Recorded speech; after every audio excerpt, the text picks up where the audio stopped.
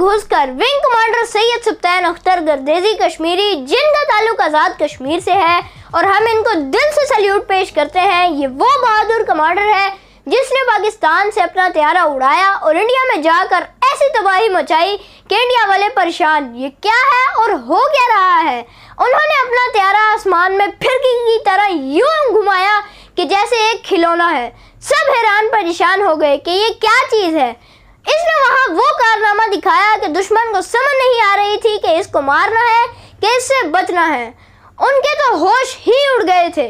Captain Kamran मसीह का जितना role है उतना ही इनका भी रोल है, लेकिन कोई इनका नाम नहीं ले रहा। हीरो तो ये भी उतरे ही है, ये भी हकदार है। हमारा हक बनता है कि इनको भी उतनी इज्जत दे जितनी कामरान मसीह भाई को दे रहे हैं, क्योंकि ये भी वहाँ पे अपनी जान हथेली पर लेकर गए थे।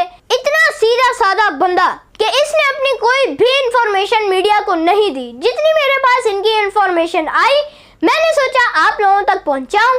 जैसे कामरान मसीह हमारे पाकिस्तान के हीरो हैं, वैसे ही ये भी विंग कमांडर सैयद सुल्तान अख्तर पाकिस्तान के हीरो हैं। मैं दोनों भाइयों को सैल्यूट पेश करता हूं।